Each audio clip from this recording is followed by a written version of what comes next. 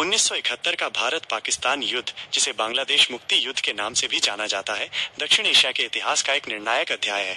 ये सिर्फ एक सैन्य संघर्ष नहीं था, बल्कि ये मानवाधिकारों के लिए, सांस्कृतिक पहचान के लिए और एक राष्ट्र की स्वतंत्रता के लिए लड़ा गया युद्ध था।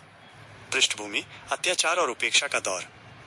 ये कहानी 1947 के भारत विभाजन से शुरू होती है, जब पाकिस्तान का गठन हुआ। पाकिस्तान के दो हिस्से थे: पश्चिमी पाकिस्तान, वर्तमान पाकिस्तान, और पूर्वी पाकिस्तान, वर्तमान बांग्लादेश। इन दोनों के बीच केवल 1600 किलोमीटर की दूरी ही नहीं थी, बल्कि उनकी संस्कृति, भाषा और इतिहास भी पूरी तरह अलग थे। पश्चिमी पाकिस्तान, जो सत्ता का केंद्र था, ने पूर्वी पाकिस्तान के लोगों के साथ सौतेला व्यवहार किया। उन्हें न तो राजनीतिक अधिकार दिए गए और न ही आर्थिक विकास के अवसर। उनकी बंगाली भाषा को कुचलने का प्रयास किया गया और उन पर उर्दू थोपी गई। इस भेदभाव ने पूर्वी पाकिस्तान में गहरा असंतोष पैदा किया। 1970 के आम चुनावों में पूर्वी पाकिस्तान की पार्टी अवामी लीग ने शेख मुजीबुर रहमान के नेतृत्व में भारी जीत हासिल की। अवामी लीग ने नेशनल असेंबली में बहुमत प्राप्त किया, जिससे मुजीबुर रहमान का प्रधानमंत्री बनना तय था। लेकिन पश्चिमी पाकिस्तान की सैन्य सरकार और राष्ट्रपति याह्या खान को ये मंजूर नहीं था। उन्होंने शेख मुजीबुर रहमान को प्रधानमंत्री बनने से रोक दिया, जिससे पूर्वी पाकिस्तान में विरोध और उग्र हो गया। 25 मार्च 1971 को पाकिस्तानी सेना ने एक क्रूर सैन्य अभियान ऑपरेशन सर्चलाइट शुरू किया। इसका उद्देश्य पूर्वी पाकिस्तान में विरोध को पूरी तरह कुचलना था। पाकिस्तानी सैनिकों ने बड़े पैमाने पर नरसंहार, बलात्कार और अत्याचार किए। लाखों बंगाली शरणार्थी अपनी जान बचाने के लिए भारत की ओर भागने लगे। एक अनुमान के अनुसार लगभग 1 करोड़ शरणार्थी भारत आ गए, जिससे भारतीय अर्थव्यवस्था और सामाजिक व्यवस्था पर भारी बोझ पड़ा। भारत का बढ़ता हस्तक्षेप और युद्ध की तैयारी। लाखों शरणार्थियों का बोझ भारत के लिए एक बड़ी चुनौती बन गया था। प्रधानमंत्री इंदिरा गांधी ने अंतर्राष्ट्रीय समुदाय से अपील की कि वे इस मानवाधिकार संकट पर ध्यान दें, लेकिन अमेरिका और चीन जैसे देशों ने पाकिस्तान का साथ दिया। भारत ने समझ लिया था कि इस समस्या का समाधान तभी हो सकता है जब पूर्वी पाकिस्तान को आजादी मिले। भारत ने पूर्वी पाकिस्तान के स्वतंत्रता सेनानियों, मुक्ति वाहिनी को प्रशिक्षण, हथियार और आश्रय देना शुरू किया। भारतीय सेना के तत्कालीन सेनाध्यक्ष जनरल सैम मानेकशॉ ने रणनीतिक रूप से युद्ध की तैयारी की। उन्होंने इंदिरा गांधी को समझाया कि मॉनसून खत्म होने तक इंतजार करना जरूरी है, ताकि सेना की गतिशीलता प्रभावित न हो। सोवियत संघ ने इस दौरान भारत का साथ दिया। अगस्त 1971 में भारत और सोवियत संघ के बीच एक शांति, मित्रता और सहयोग संधि पर हस्ताक्षर हुए, जिसने भारत को अंतर्राष्ट्रीय समर्थन दिया। युद्ध का आरंभ। ऑपरेशन चंगेज खान और भारत का जवाबी हमला। 3 दिसंबर 1971 को पाकिस्तान ने एक दुस्साहसिक कदम उठाया। उन्होंने भारत के 11 हवाई अड्डों पर अचानक हमला कर दिया, जिसे ऑपरेशन चंगेज खान नाम दिया गया। इस हमले के बाद इंदिरा गांधी ने आधी रात को राष्ट्र को संबोधित किया और औपचारिक रूप से पाकिस्तान के खिलाफ युद्ध की घोषणा की। इसके बाद भारतीय सेना ने पश्चिमी और पूर्वी दोनों मोर्चों पर जोरदार जवाबी हमला शुरू किया। पूर्वी मोर्चा, ढाका की ओर तेज बढ़त।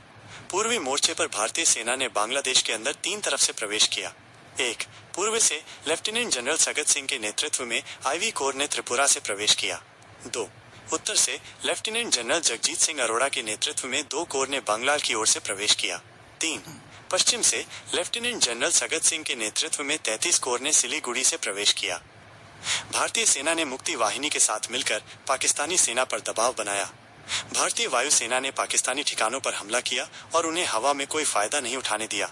भारतीय नौसेना ने कराची बंदरगाह पर हमला किया और पाकिस्तान की समुद्री ताकत को लगभग खत्म कर दिया।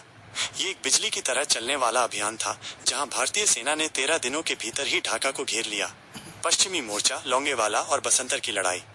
पश्चिमी मोर्चे पर पाकिस्तान ने कई मोर्चों पर हमला किया, लेकिन भारतीय सेना ने उन्हें हर जगह रोका। लोंगेवाला की लड़ाई। 4-5 दिसंबर की रात को राजस्थान के जैसलमेर में लोंगेवाला चौकी पर पाकिस्तान की 45वीं इन्फेंट्री ब्रिगेड ने हमला किया। इस चौकी पर केवल 120 भारतीय सैनिक थे, लेकिन उन्होंने पूरी रात पाकिस्तानी टैंकों का मुकाबला किया। अगले दिन भारतीय वायुसेना ने हमला करके पाकिस्तानी टैंकों को भारी नुकसान पहुंचाया और उन्हें पीछे हटने पर मजबूर कर दिया। ये भारतीय सेना के शौर्य का एक अद्भुत उदाहरण है। बसंतर की लड़ाई।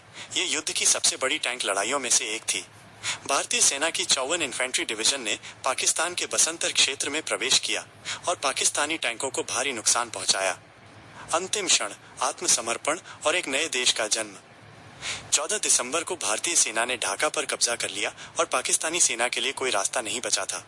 16 दिसंबर 1971 को शाम 4:31 बजे पाकिस्तानी सेना के commander general Amir Abdullah Khan Niazi ने भारतीय सेना के लेफ्टिनेंट जनरल जगजीत सिंह अरोड़ा के सामने आत्मसमर्पण कर दिया। इस ऐतिहासिक क्षण में 93,000 पाकिस्तानी सैनिकों ने आत्मसमर्पण किया, जो दूसरे विश्व युद्ध के बाद किसी भी सेना का सबसे बड़ा आत्मसमर्पण था। इस युद्ध के परिणाम स्वरूप पूर्वी पाकिस्तान एक स्वतंत्र और संप्रभु राष्ट्र बांग्लादेश बन गया। अंतर्राष्ट्रीय शक्तियों का हस्तक्षेप। इस युद्ध में भारत और पाकिस्तान के अलावा कई अंतर्राष्ट्रीय शक्तियां भी शामिल थीं। भारत का साथ। सोवियत संघ रूस। सोवियत संघ ने भारत को कूटनीतिक और सैन्य दोनों तरह से समर्थन दिया। जब अमेरिका ने अपना 7वां बेड़ा भारत के खिलाफ भेजा, तो सोवियत संघ ने भी अपना जंगी बेड़ा भेजकर उसे रोका। पाकिस्तान का साथ। संयुक्त राज्य अमेरिका, तत्कालीन राष्ट्रपति रिचर्ड निक्सन और उनके विदेश मंत्री हेनरी किसिंजर ने पाकिस्तान का समर्थन किया।